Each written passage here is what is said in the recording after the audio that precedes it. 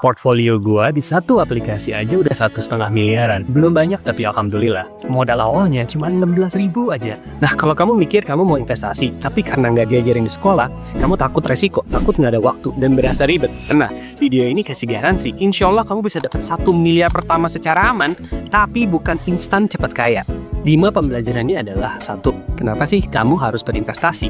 2. Investasi pemula itu bagusnya kemana? Dan please jangan trading saham, jangan main reksadana. 3. Kapan waktu yang pas buat mulai? 4.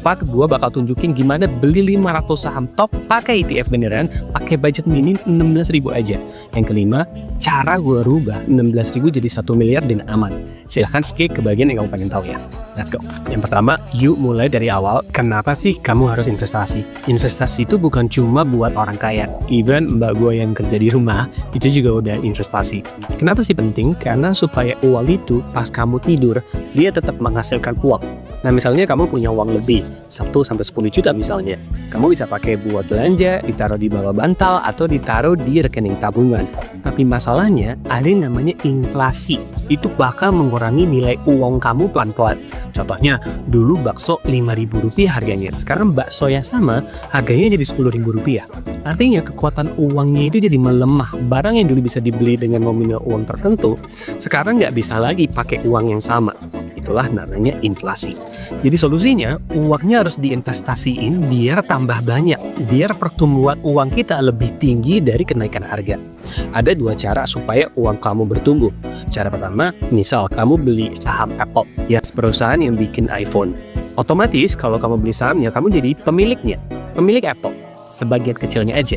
Kalau perusahaan Apple sukses yang beli handphone Apple lebih banyak, atau tokonya bukanya makin banyak cabangnya, maka nilai sahamnya bakal naik. Jadi uang kamu, karena kamu pemilik Apple, jadi naik juga. Kenapa saya pilih contoh perusahaan Apple? Karena satu perusahaan di Amerika kayak Apple lebih besar dari 900 perusahaan di IHSG di Indonesia, dikali 4. Banyak banget kan?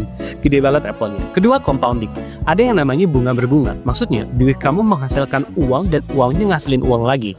Contoh gampangnya, kamu nabung 1 juta setiap bulan, 1 juta rupiah.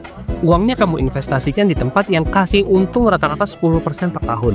Nah, kalau kamu sabar dan terus konsisten, setelah sekitar 6 tahun, uang kamu tumbuh jadi kira-kira 100 juta. Lumayan. Tapi yang gilanya, 100 juta berikutnya cuma butuh 4 tahun. Terus jadi kurang dari 3 tahun. Terus jadi kurang dari 2 tahun. Terus pas kalau kamu udah punya 1 miliar, 100 jutanya tadi itu cuma untung dalam waktu 1 tahun aja. Tetap 1 juta sebulan investasinya. Albert Einstein bilang, ini adalah keajaiban dunia ke-8, bunga berbunga. Kayak bola salju yang clean